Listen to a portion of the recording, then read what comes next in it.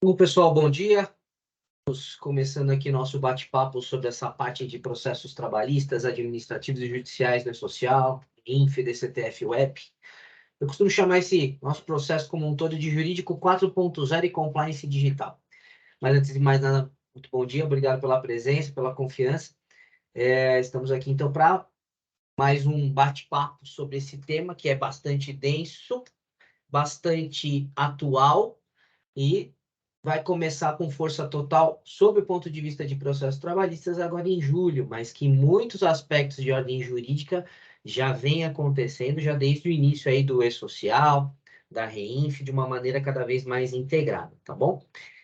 Para benefício de todos, para que a gente possa fluir o assunto de maneira mais rápida aqui, né, no contexto geral, para não tomar tanto tempo de todo mundo, a ideia aqui foi o seguinte: por padrão, tá todo mundo com o microfone fechado, câmera fechada, tá? A gente vai procurar explanar todo o conteúdo de hoje, mas vocês fiquem à vontade de encaminhar as perguntas aqui no chat, tá?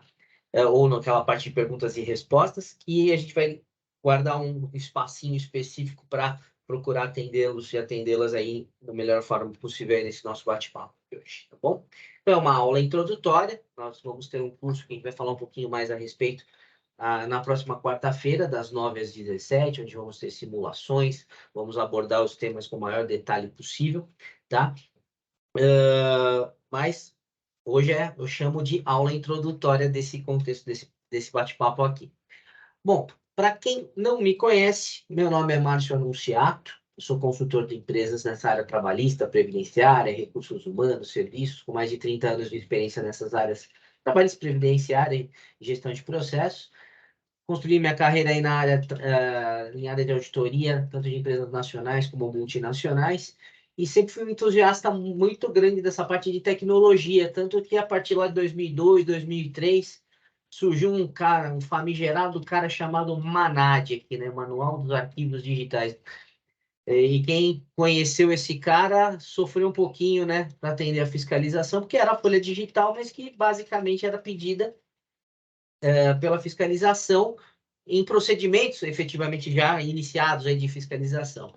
Só que ele foi o nascedor, eu costumo falar, ele foi o pai aí do E-Social, da REINF, porque a partir do E-Social, 2018 aí, né, para a grande maioria das empresas de grupo 1, grupo 2, 19, enfim, todo mês a gente está enviando esses arquivos digitais já num processo muito mais intenso de tramitação aí com o governo, tanto que agora as guias, né, são geradas a partir do E-Social, da REINF, guias de INSS, em breve de fundo de garantia e também de imposto de renda a partir desse mês, né? Bom, uma vez entusiasta dessa tecnologia, não tive como não deixar, né, de me aprofundar nisso e aprendo uma nova todo santo dia. Mas nessa área de auditoria e consultoria, a gente atua também nos aspectos mais dos procedimentos, mapeamento e adequação de fluxos de trabalho, etc., porque a gente percebeu que, na prática, muito embora as informações sejam digitais, cada vez mais ela abrange, para ser adequadamente informada, todas as áreas da empresa, né? Então, a gente vai falar um pouco mais disso aí ao longo do nosso bate-papo. Sou administrador de empresas, formado pelo Mackenzie, pós-graduado em Humanos pela FAAP. Hoje sou professor de MBA de Gestão do Departamento Pessoal e Compliance Trabalhista da Unip. Também tenho participação em alguns cursos aí da CEALAG, né, que era uma instituição vinculada aí à Santa Casa de São Paulo, no curso de Gestão Integrada de Saúde Ocupacional e Populacional. Veja como é multidisciplinar. Eu nem engenheiro de segurança sou, mas a gente procura contribuir com esse setor da saúde e segurança também, justamente por conta de ser uma outra área, assim como o jurídico, bastante impactada pelo E-Social, REINF, etc. Temos diversos cursos aí em plataformas EAD com mais de 1.000 alunos, e nossa atividade principal atualmente sou sócio da eLabor Brasil, né, uma plataforma de integração que busca consolidar os processos de consultoria com tecnologia e com educação, né? Então, nesse processo, né, nossa história acaba se confundindo, a minha e dos meus sócios, com a eLabor, né, com mais de 30 anos nessa área, e a gente transformou um pouquinho o processo que a gente vinha da auditoria no sentido de combinar consultoria, tecnologia e educação. com vistas a prevenir riscos e transformar os setores de administração de pessoal e RH em centros integrados com os demais departamentos da empresa. Porque realmente o RH sozinho não faz nada, não resolve nada, só quando o ponto de vista é o compliance digital, né? Ele é uma parte extremamente importante e integrante, mas no contexto geral. E a gente percebeu que, por mais que nós tenhamos diversos especialistas nas mais diversas áreas, a integração entre eles dia a dia vai consumindo, né? Acaba sendo relegada a segundo plano, e é isso que a gente está tentando trazer um pouco mais para o dia a dia, com processos de consultoria contínua, com trilhas de compliance e aprendizagem, onde você aprende na medida em que você faz e implementa a metodologia que a gente propõe, que tem uma espinha dorsal que começa igual para todo mundo, mas que depois vai sendo moldada para cada empresa. Isso a gente faz mediante cursos presenciais, ensino à distância, consultoria remota, híbrida, presencial e mentorias. Então, sempre atrelando aí o processo de comunicação com os clientes, mas também com plataformas digitais para cobrir esse tripé de consultoria, tecnologia e educação, tá bom?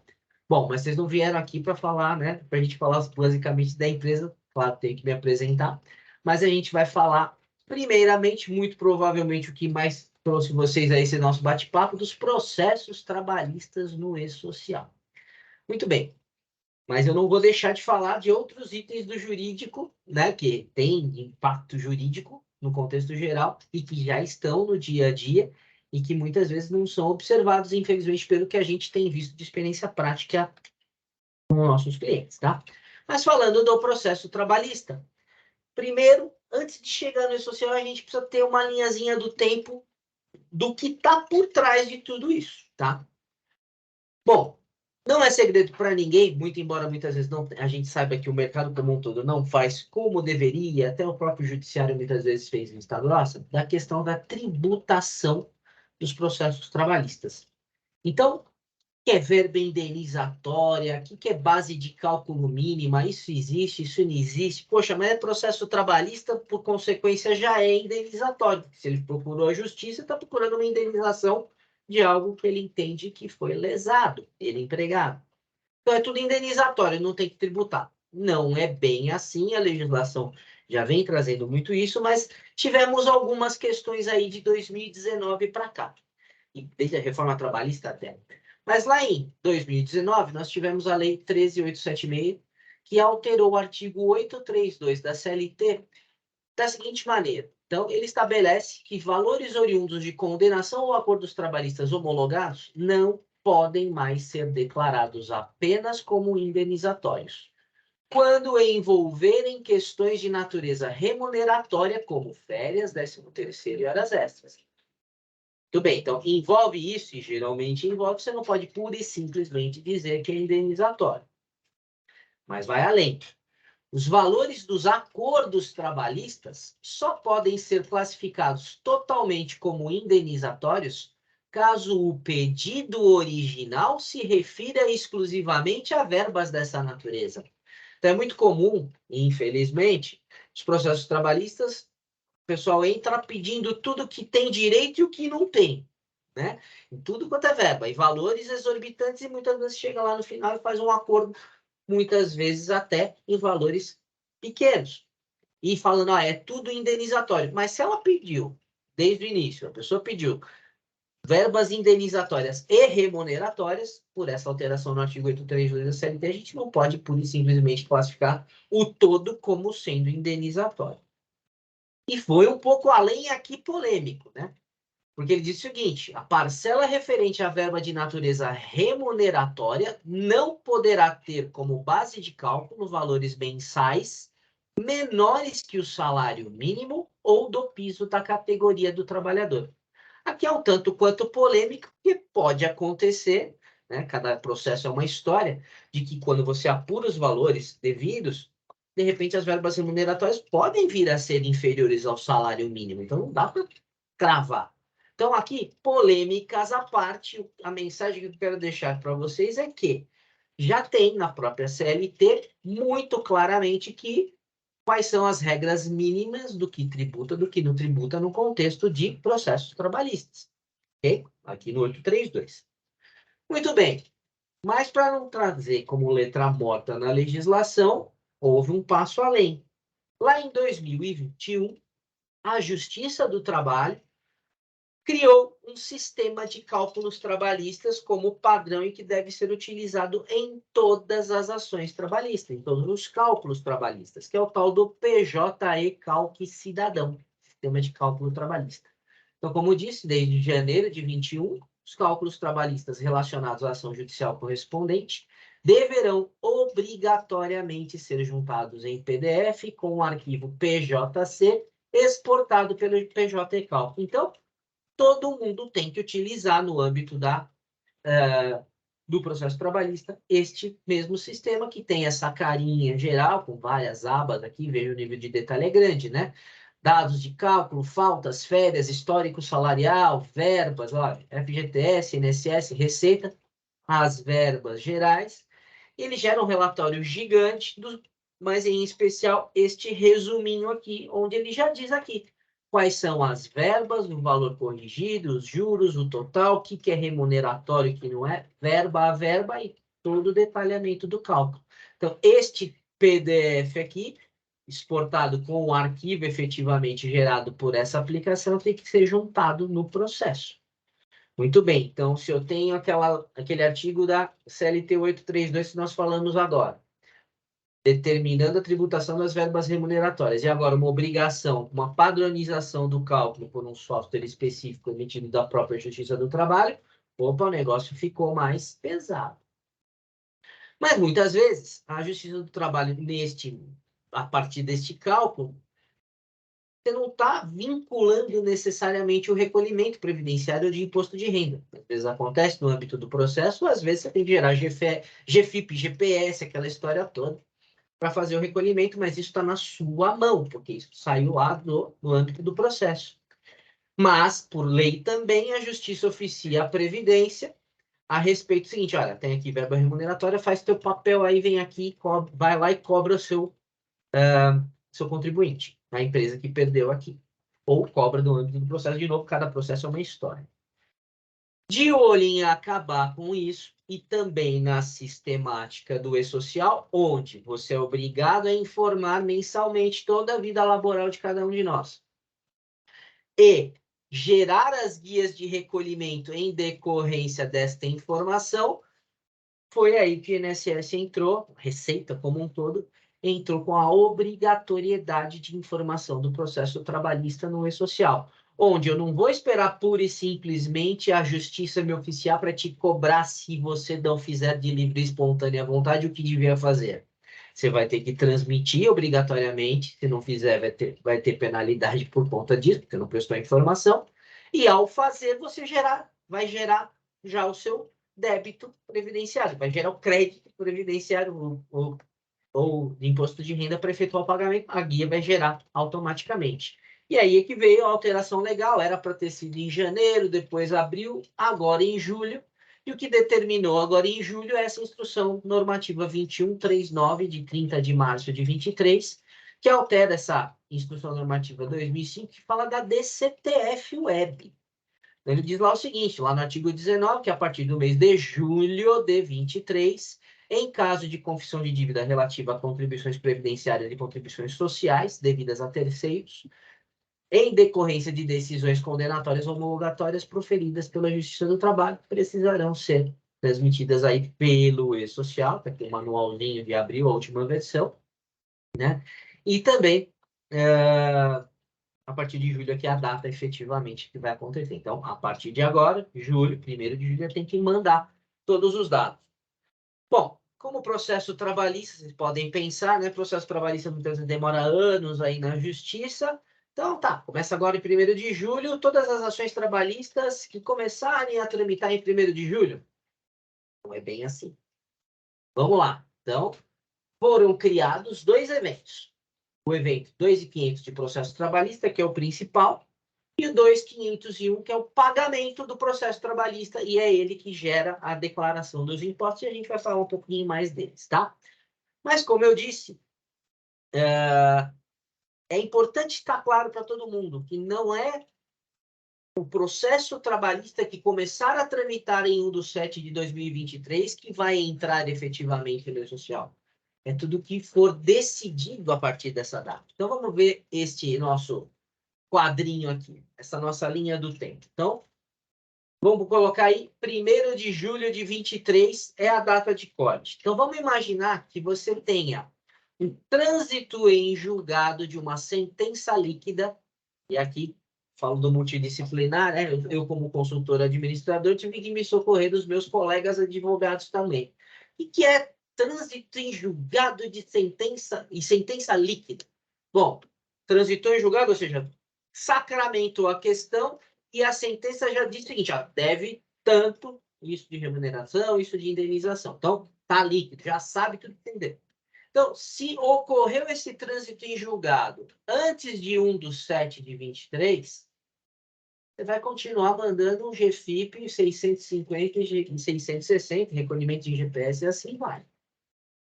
Porém, se houve o trânsito em julgado de uma sentença ilíquida, traduzindo de novo, meus amigos advogados me ajudando aqui, diz o seguinte, olha, ganhou, mas não sei quanto é ainda, vou apurar. Então, por isso que é uma sentença ilíquida. Bom, na sequência tem o trânsito em julgado, uma decisão homologatória dos cálculos. Então, ó, você levou férias, 13º, comissão, blá, blá, blá, mas vou apurar. Apurou, homologou lá judicialmente esses cálculos. Antes de 1/7 de 23, continua sendo GFIP 650 e 660.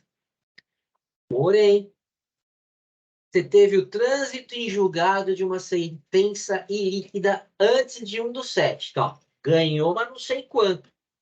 Mas a decisão homologatória dos cálculos aconteceu depois de 1/7 de 23. Bem-vindo ao mundo do E-Social. Então, note, aqui pode ter sido uma sentença ou uma ação que começou a tramitar 5, 10 anos atrás, cuja decisão foi antes de 1º de julho. Porém, eu só sei o quanto eu vou pagar, só está homologado o cálculo depois de 1º de julho.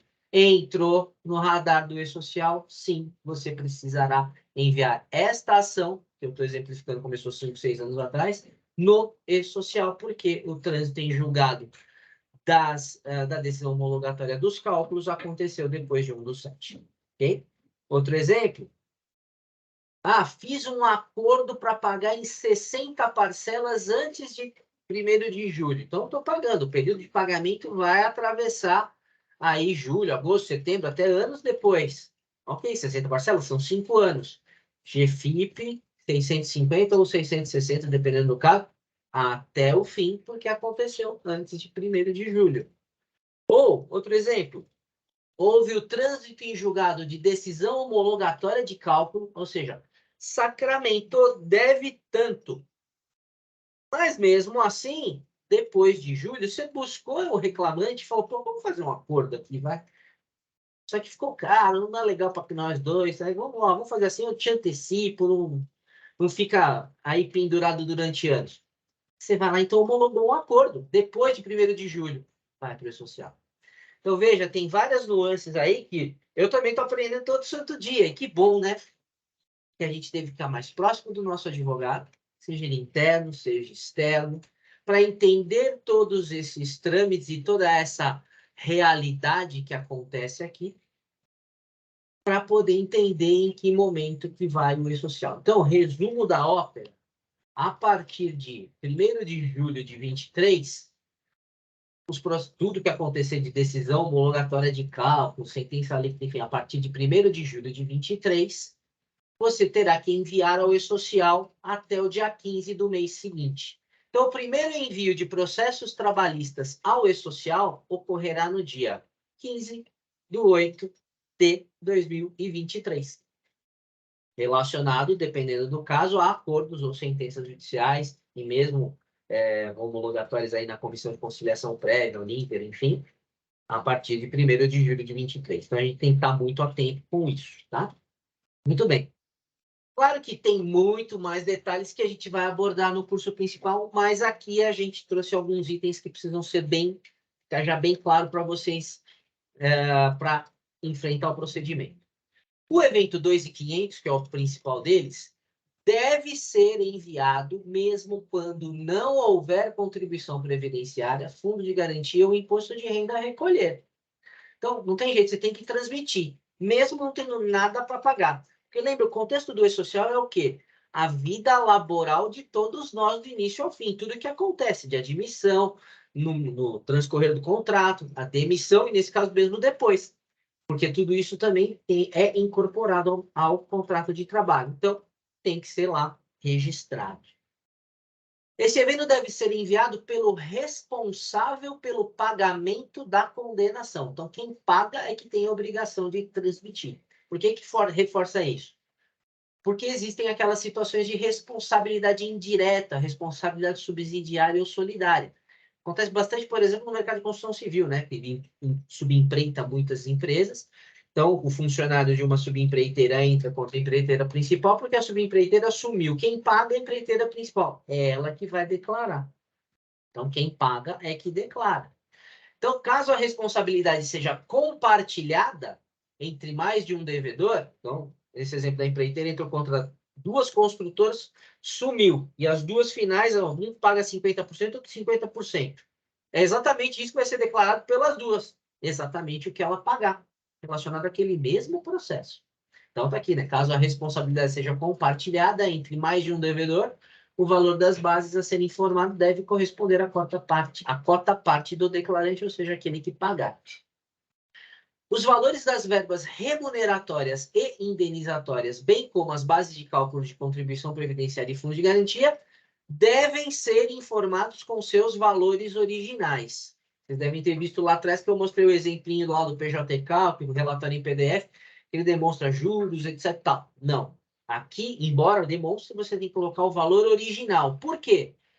Método de atualização de contribuição previdenciária segue uma regra previdenciária. Do fundo de garantia, a regra da Caixa Econômica Federal, da Lei do Fundo de Garantia.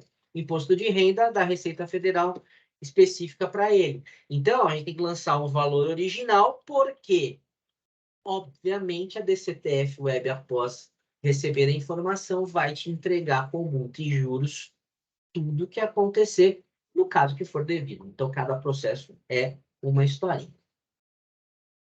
Como a gente está informatizando um processo, é regra básica de qualquer informatização criar um padrão.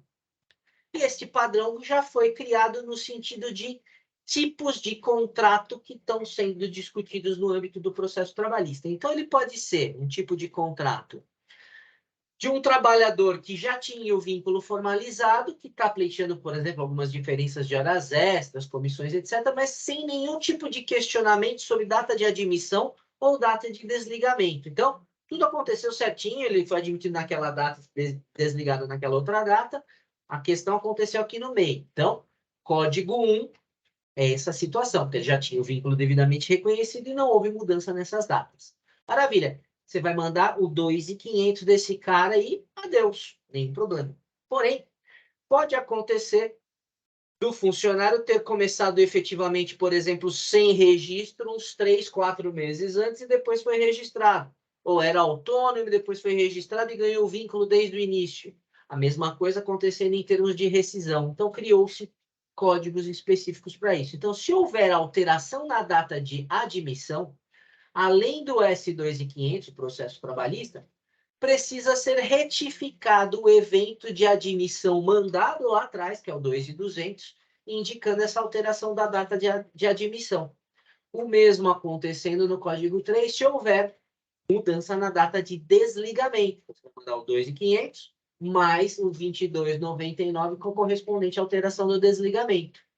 Se houve alteração nas duas datas, admissão e desligamento, você vai ter que, além do 2.500, mandar a retificação da admissão e do desligamento.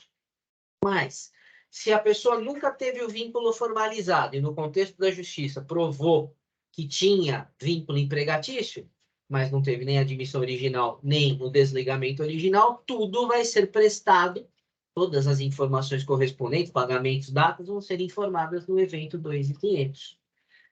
Já se for um trabalhador pessoa física que não teve o vínculo reconhecido, porém foi reconhecida a prestação de serviço, trabalhador sem vínculo equivale ao autônomo, por exemplo, contribuinte individual.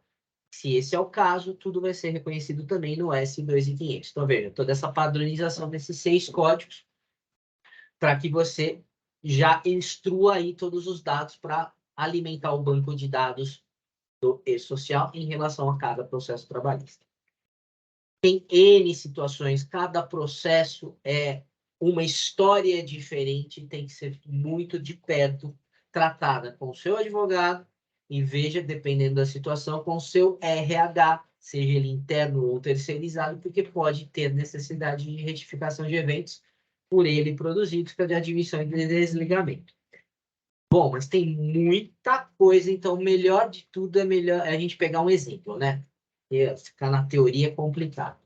Então, extraí aqui esse exemplo do próprio Manual do E-Social, tá? Só tentei trazer ele de uma maneira, espero eu, mais didática. Então, vamos exemplificar, vamos imaginar a seguinte situação. Um profissional prestou serviços de 1/7/19 a 10/5/2020. Sendo que, de 1/7/19 a 31/12/19, ele foi contratado como autônomo, recebendo R$ 2.000 mensais, sem ter sido realizado o cadastro no evento 2.300, que é o trabalhador sem vínculo início, né? Seria a admissão do trabalhador sem vínculo. E no caso do autônomo, não é obrigatório, tá? Muito bem. Em janeiro, a empresa falou assim, pô, gostei de você, agora vem trabalhar com a gente para valer, tá? Então, de janeiro de 20 a maio de 20, ele foi contratado como empregado com um salário de R$ 2.100. Então, veja, autônomo de 7 a 12, de 19, empregado normal de janeiro a maio de 20, CLT, maravilha. Bom, ele entra sai da empresa em maio e entra com o processo trabalhista reclamando o seguinte, olha, na verdade, eu era funcionário desde o primeiro momento, desde que eu comecei como autônomo. Então, eu quero um reconhecimento de vínculo desde essa época. Além de tudo, eu fiz hora extra em janeiro e em março e não recebi. Então, eu quero R$ 550 em janeiro e R$ 600 de março de horas extras. O juiz falou, legal, você tem toda a razão, tá ganha a causa. Logo, tá aqui. Você tem direito ao pagamento das horas extras que você pleiteou, por consequência, o 13º do período que será autônomo, que na verdade será empregado, e o recolhimento da contribuição previdenciária sobre o todo. Essas verbas que estou pagando aqui, e mais as diferenças em relação ao período que será autônomo.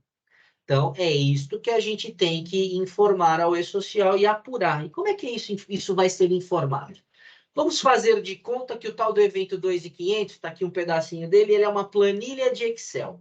Vamos pegar esses dados do processo e vamos colocar aqui na planilhinha, né? Então, vamos dizer o seguinte, olha, qual é a competência inicial? Julho de 19, quando ele começou como autônomo. Qual é a competência final? Maio de 20, como ele foi desligado como empregado. Então, você lança tudo aqui, mês a mês.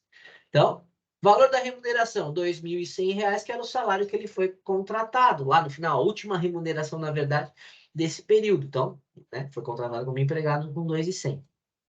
Ele não ganhou horas extras? Em janeiro de 20, 550, em março de 20, R$ 600, lança o valor aqui. Ele não ganhou o 13º referente ao período que ele era autônomo? Joga R$ 1.000 aqui, porque ele recebia 2.000 como autônomo, lembra? E trabalhou 6 meses como autônomo, mas que, na verdade, virou empregado. Então, 50%, 6/12, né, que é o 13º da remuneração que ele recebia como autônomo. Ele já era autônomo ganhando R$ 2.000 mensais, só que teve o vínculo reconhecido. Só que, como autônomo, a empresa já tinha informado no E-Social, com categoria 701 desde julho, os R$ 2.000, e recolheu a contribuição patronal, que é os 20% sobre esses R$ 2.000. Não vai ter que recolher de novo. Porém, que como empregado, categoria, salvo engano, 101, você tem 1, 2 ou 3% do risco ambiental do trabalho, mais a parte de terceiros. Isso não foi recolhido. Sem contar que não foi recolhido sobre o 13º nem sobre as horas extras. Então, qual é a orientação aqui? Ah, você já lançou como autônomo e já pagou? Tá bom. Coloque aqui qual era a categoria que ele tinha nesse período e quanto ele recebeu nesse período. Porque aí eu vou fazer o cálculo das diferenças do período que ele era autônomo para CLT e do integral do que ele recebeu já depois como CLT. Então, recolhimento da contribuição previdenciária incidente sobre toda a condenação. Porém, como ele era autônomo e não foi enviado o evento 2.300, que era o trabalhador sem vínculo início, e sim o de empregado, o S2.200 em janeiro de 20, como a reclamação deu direito a reconhecimento de vínculo desde julho de 19, é necessário retificar esse evento que originalmente foi enviado em janeiro de 20, indicando que, por determinação judicial do processo tal, a data de admissão efetiva é julho de 19. Então, aqui entra essa questão de retificação. Gente, aqui foi um exemplo muito simples, né? Entre aspas, mais fácil da gente tratar, mas vejam já a amplitude que ele toma, com diferenças de previdência, porque ele era autônomo, tem que tomar um cuidado danado aqui para não ter, para preencher correto, para não recolher de novo o que já recolheu, entre outras questões. Além da retificação. Então, aqui envolveu jurídico, envolveu RH, se for interno e externo, ainda que parcial, envolveu esses atores externos, que precisa ser feito todo um processo, um mapeamento, um fluxo para a sua realidade. Ok? Então, essa é a lógica por trás do 2.500 no exemplo.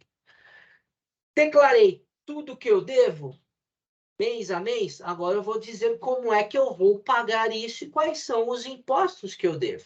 E aí aqui entra o evento 2.501, informações do tributos decorrentes de processo trabalhista, cujas principais informações eu queria citar aqui. Então, este evento só não deve ser enviado se não houver contribuição previdenciária ou imposto de renda incidente a recolher.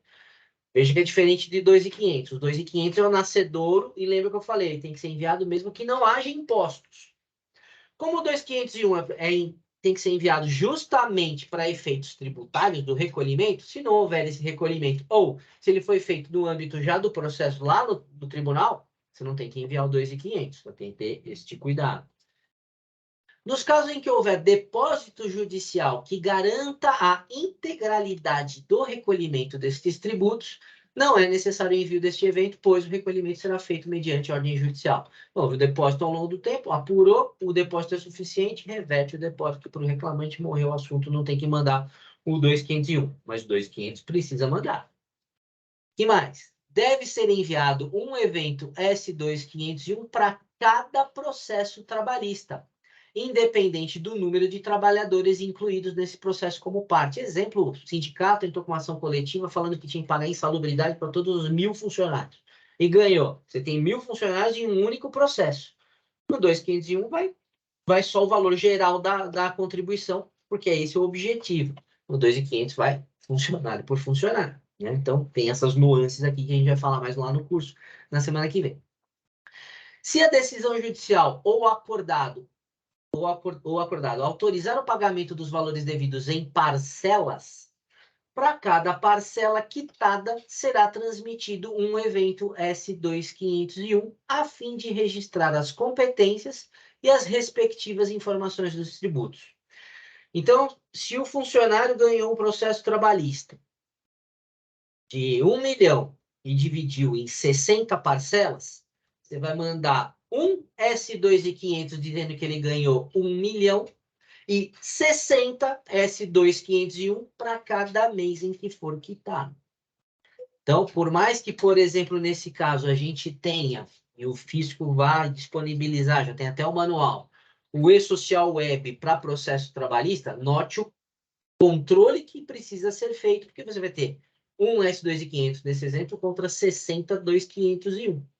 Por isso que é importante, na medida do possível, obviamente, você ter o teu sistema interno preparado para tal, ou sua folha terceirizada da mesma forma, ou seu advogado da mesma forma. Não sei, cada empresa tem que ser realmente desenhar o seu procedimento.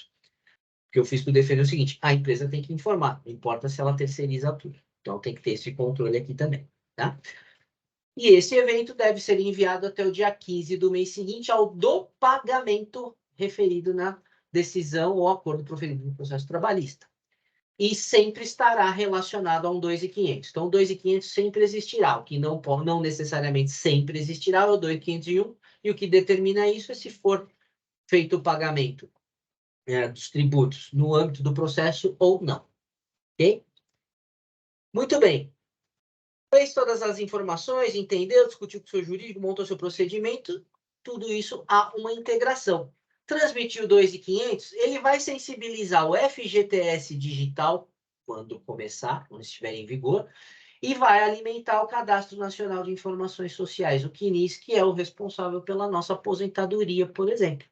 Então, note que se você ganhou diferença de horas extras, diferença de comissões de 60 meses, por exemplo, e não recolheu o INSS sobre o teto durante o contrato do teu contrato normal, você vai ter que recalcular mês a mês a sua contribuição previdenciária e vai ser descontado esse adicional que vai impactar na sua aposentadoria. Bom, isso é novidade? Não, sempre foi assim, embora na prática muitas vezes não se faça desta forma, e agora não vai ter por onde correr, porque você vai transmitir essa informação. Já o 2.501, ele vai sensibilizar a DCTF Web, porque ele é feito para dizer a data do pagamento, quanto foi pago no mês e quanto é devido de tributo no mês.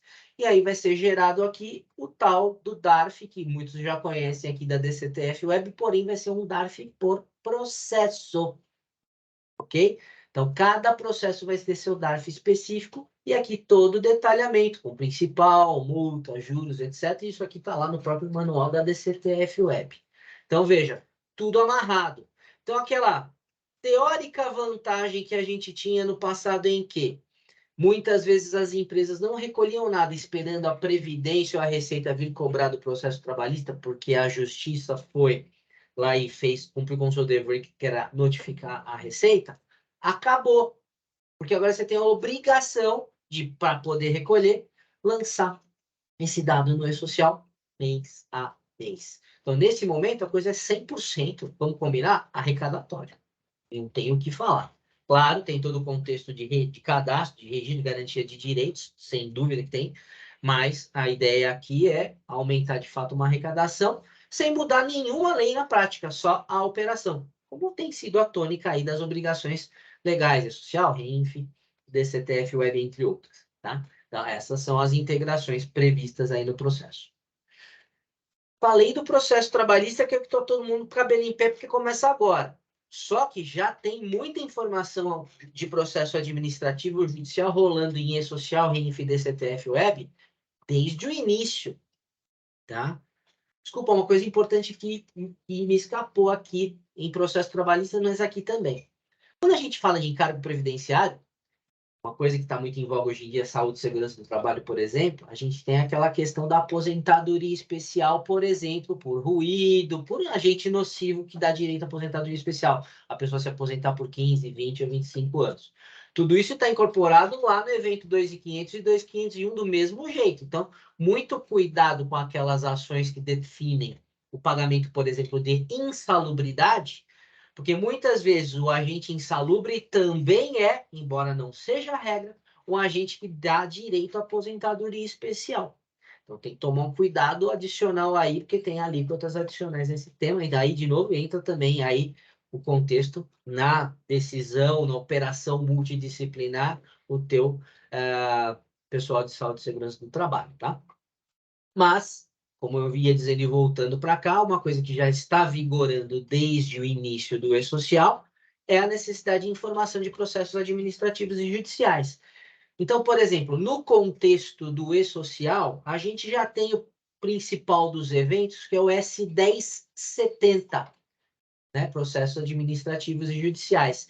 Então, se eu tenho algum processo que tenha efeito, por exemplo, estou contestando o meu FAP, estou contestando o meu RAT, estou contestando a incidência de alguma verba de INSS, imposto de renda, fundo de garantia, enfim, estou contestando a comercialização da produção rural, enfim, várias situações. Ou seja, eu ganhei, tem uma liminar que suspende o pagamento, embora ela ainda esteja tramitando, por exemplo, eu tenho que informar o processo no S1070 e a repercussão dele no correspondente evento. Então, por exemplo, chegou o FAP, ele é muito alto, eu vou contestar, mandei um processo suspensivo lá, que acontece todo mês de setembro a novembro, enfim, olha, tá suspenso. Você tem que informar o processo administrativo no S1070 E no S1005, no estabelecimento no qual você ganhou este processo administrativo, ou esse efeito suspensivo, indicar o efeito dessa suspensão. O mesmo ocorre, por exemplo, tenho lá 1/3 de férias, eu tenho uma liminar ainda, vamos esquecer a questão do ainda, né? Eu tenho uma liminar que me garante a suspensão. Legal, você foi lá na rubrica 1/3 de férias e falou INSS, IR, Fundo de Garantia suspenso por causa desse processo. Este processo está informado no 1070, porém com códigos específicos na verba, que foi no S1010, tabela de rubricas. Você está informando o quê? A suspensão desse valor. Fala, devo tanto, não vou pagar por causa deste processo. Só que o que vem acontecendo, e coincidências da vida, eu acabei de ter um caso concreto aqui no escritório, sexta-feira, num cliente meu, onde o processo transitou em julgado, Receita já foi notificada, ela simplesmente mandou um processo eletrônico lá no ECAC, uma planilha com todos os dados suspensos que foram dados pelo próprio cliente em função de toda essa lógica. Ou seja, já executando, pague esses valores que foram suspensos. Então, isso já está vigorando, desde o início. E é uma coisa que lá no início pode não ter tido, mas seus processos têm que ser bons o suficientes para que você identifique isso ao longo do tempo, qualquer necessidade de efetivar essas informações. Então, veja, são duas, né? Sempre partida dobrada, o S1070 com o evento onde ele tem efeito, ok? O mesmo acontece com a EFD Reinf, que hoje ela é mais vinculada nas contribuições previdenciárias não folha, né? Principalmente as retenções de 11% em nota fiscal, que a gente informa nos eventos 2010 e 2020. Porém, você tem a questão do patrocínio de time de futebol que tem INSS, você tem a questão da contribuição rural na agroindústria ou na aquisição de produção rural de pessoa física, tem a receita bruta no INSS sobre a receita bruta, a tal da desoneração da folha, e em breve, em setembro, ainda vai ter todas as questões de imposto de renda, contribuição social, PIS e COFINS retido em nota. O mecanismo é o mesmo. O R1070, neste caso, você informa o processo, por exemplo, não quero tributar INSS na minha nota fiscal. Eu sou prestador de serviço, por exemplo, de limpeza. Então, eu presto serviço para você de limpeza, te indico, olha, minha liminar é essa para não reter o INSS. Você, como tomador, tem que virar e falar, olha, tá bom, ok, e informar na sua REINF dizendo, olha, não estou retendo 11% deste cara por causa deste processo. Ambos informam. A gente vai exemplificar alguns casos aqui no curso da semana que vem também. Então, isso já está em vigor. Então, a gente tem que ter procedimento que capte isso e vai aumentar, no caso da REINF, agora em setembro, porque amplia a questão dos impostos retidos. Muito bem, gente, é muita coisa, mas a gente nos permite ter algumas conclusões aqui, algumas perguntas que a gente tem que se fazer e que eu recomendo que vocês façam aí, levem para casa para poder já se preparar adequadamente. É inevitável, né? Então, vamos ter que implementar. Então, que perguntas que eu sugiro inicialmente? Quem vai entregar os eventos de processo trabalhista? O RH? O jurídico? O tributário? Interno ou externo? Para o fisco não importa, é a empresa que vai entregar, mas a gente dentro de casa precisa olhar isso. Tem mais. Como se dará a interação com o RH, já que dependendo da situação será necessário retificar o e-social da época em que o reclamante era vinculado à sua empresa? Já pensou se eu tenho uma folha terceirizada ou ela era terceirizada, deixou de ser? Onde estão esses eventos? Como é que eu vou fazer isso? Né? Como se dará a interação com o tributário, já que, dependendo da situação, será necessário efetuar o recolhimento de contribuições previdenciárias, fundo de garantia e imposto de renda, sendo que, geralmente, não necessariamente em todos os casos, é o tributário responsável por transmitir a DCTF e gerar o DARF. Okay? Tem outros itens aí que a gente pode também falar bastante a respeito. Como se dá o relacionamento com seus fornecedores de serviços, seus terceirizados, de modo a evitar processos trabalhistas por corresponsabilidade, principalmente quando você pagar. Porque você vai ter que transmitir a informação neste caso. E mais importante do que tudo isso, claro que é utópico, principalmente no nosso país, imaginar que você nunca vai ter uma ação trabalhista. Mas é nesse sentido, obviamente, que a gente tem que tentar trabalhar esse compliance digital, de modo a evitar ao máximo a ação trabalhista. Então, Viabilizar a entrega dos eventos do processo trabalhista social é o mais importante ou minimizar esse volume? É isso que eu convido à reflexão das ações. Porque muitas vezes, se não na maioria, você opta por fazer um acordo. Ah, é mais barato, vale a pena? Não vou discutir muitas vezes, dependendo do volume de prova que você tem, enfim, é mais vantagem estipular um acordo. Mas você concorda que, ao fazer um acordo, você está assumindo, ainda que parcialmente, uma culpa? Tudo isso digitalizado, formalizado, padronizado e entregue todo mês para o fisco. Não permite que o fisco já forme uma jurisprudência e uma atenção desse tamanho em termos de fiscalização? A gente já tem inteligência artificial atuando em função dos dados do E-Social, da REINF, etc., principalmente, por exemplo, em segurança e medicina do trabalho, onde a gente tem o modelo de predição de acidentes da própria fiscalização. Óbvio que isso tem em outros contextos também. Você sabe a diferença entre os principais pedidos feitos pelos reclamantes em relação à decisão final ou do acordo? Você analisa, você aproveita esse monte de dado que o processo te dá a seu favor? Vamos imaginar, o cara está pedindo um monte de coisa, mas está ganhando só isso. Tá. Por que ele está pedindo esse monte de coisa? Ou, se está ganhando só isso, eu tenho que atuar para que não tenha novos processos pleiteando tudo isso? Vamos apertar aí o torniquete? Vamos brigar um pouquinho mais? Nós vamos nos preparar, porque a gente tem condições de brigar de fato. E mais? Você utiliza essa informação a seu favor no que tange a corrigir seus processos visando minimizar novas perdas? Então, essas são algumas poucas perguntas que eu convido vocês a refletir dentro de casa, com suas equipes, para justamente concluir esse processo, porque ele é inevitável, não tem volta, tem várias outras questões aqui. E, por fim, convido vocês, mais uma vez, na próxima quarta-feira, a participar do curso Processos Trabalhistas Administrativos e Judiciais, no contexto aí do Jurídico 4.0, buscando compliance digital, onde a gente vai falar de tudo isso com um pouco mais de abrangência e mais que isso. Vamos fazer uma simulação de envio das informações ao E-Social. Então, a gente vai ter um processo de exemplo e, a partir da nossa plataforma digital, que vocês também vão ter acesso, a gente vai simular essa transmissão. Óbvio, não é a própria transmissão, mas é a partir de uma ferramenta digital, como se fosse o E-Social web, para que você possa fazer.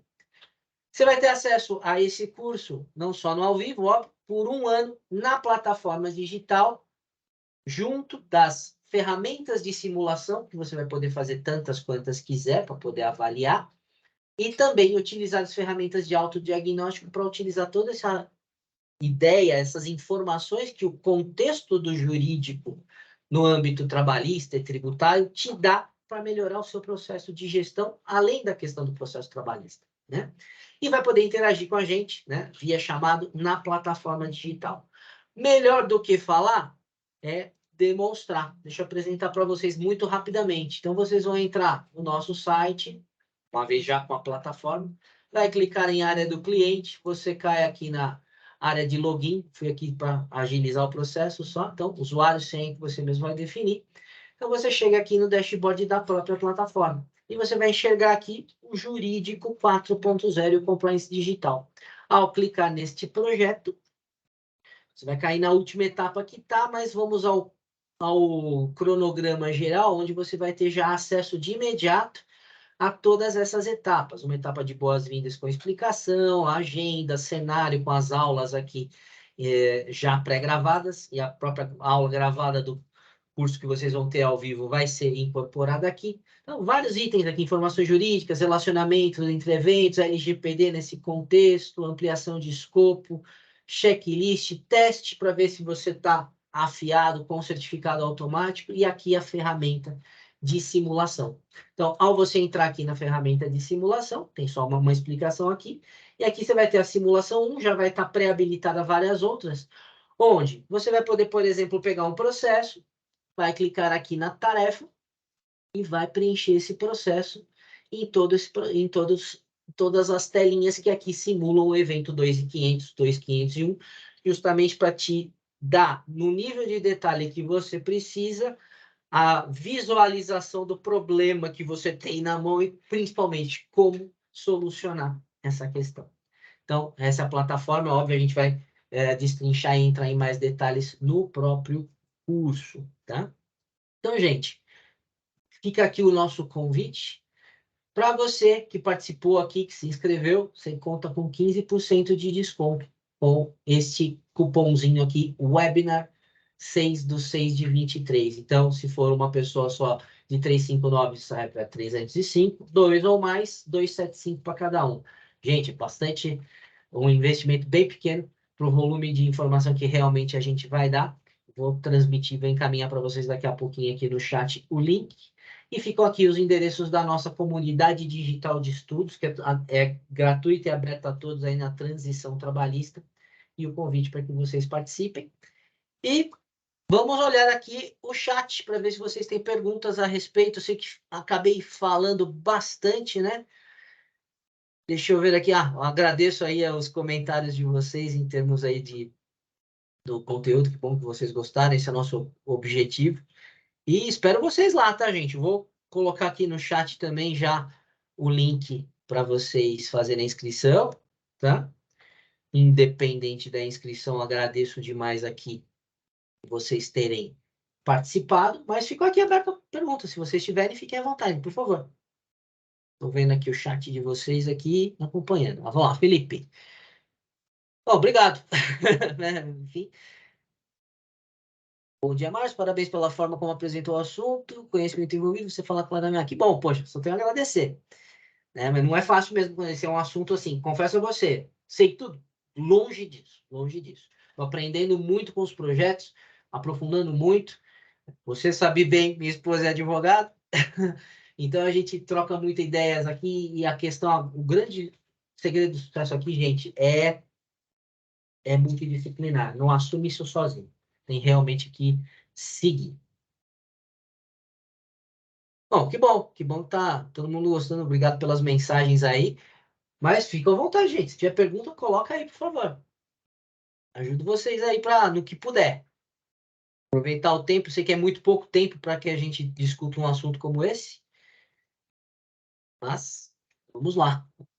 Tô aqui olhando aí para o chat, tá, gente? Aqui do lado tem duas telas. Por isso que eu estou olhando aqui do lado. Vamos ver o que vem. Se alguém quiser levantar a mão também, eu tento aqui, na medida do possível, abrir o próprio microfone aqui. Gleice, muito bem. Como experiência de outros lugares, essa obrigação tem ficado com o RH ou o jurídico? É uma bola dividida? Sim, é uma bola dividida. O RH, sem dúvida nenhuma, tem que estar envolvido, mas o jurídico também, tá? Então, assim, como eu disse, o fisco não espera, não determina quem vai enviar, quem não vai enviar. Ele fala, preciso desta informação. Você vai ver, por exemplo, na simulação ou analisando o layout, o volume de informações que você tem lá, né? Data da sentença, as verbas que estão envolvidas. O PJ Calc, ele mostra verba a verba. No E-Social você tem que mandar base de cálculo, mas o que é base de cálculo mensal, o que é base de 13º, enfim. Sem a própria interpretação da sentença, muitas vezes você tem a sentença lá, acho que eu vou exemplificar que tem em torno de 600 e poucas páginas, né? Óbvio, a gente vai ler 600 e poucas páginas, eu vou botar, mas é um item que, sem o advogado do lado te ajudar, é bem complicado. Sim, é uma bola dividida, eu envolveria até o tributário ali, além da questão do jurídico, porque depois você tem a transmissão da guia, o recolhimento dessa guia, dependendo da situação, você tem processo de compensação de outras contribuições, e hoje, com o E-Social e REN, você pode fazer aquela compensação cruzada com outros tributos, em tese, o processo trabalhista entra no meio também, então, tem vários subprodutos aí, eu diria, então, minimamente RH, jurídico e tributário, com certeza precisam estar envolvidos. Dependendo da situação, saúde e segurança também. Você tem folha terceirizada? Também, de alguma maneira. Então, é bola dividida sim. É um desafio para cada empresa desenhar o seu próprio processo. Mais alguma dúvida, gente? Vendo aqui o chat. Creio que não. Legal, Gleice, espero ter respondido. Maravilha. Então, gente, em benefício da hora, né? 11h58, temos mais 2 minutinhos aí do combinado entre 11 e meio-dia, mas fico por aqui e agradeço demais aí as mensagens de apoio, nos anima sempre a continuar, e a participação de vocês. E vamos em frente, gente, vamos mergulhar, vamos ver isso como oportunidade, porque eu acho que nunca a gente, principalmente o RH, né, como um todo, mas também tributário, saúde e segurança, tivemos um papel tão importante dentro das empresas, sempre foi, né? Mas agora também nessa questão que a fiscalização eletrônica fecha tudo. Então, se a gente não tiver essa visão multidisciplinar no caminho de cabeça, nada será resolvido. Com consultoria, sem consultoria, com plataforma digital, sem plataforma digital, o cerne da questão é trabalhar junto, sem dúvida nenhuma. Tá bom, gente? Muitíssimo obrigado mais uma vez. Fico à disposição e espero vocês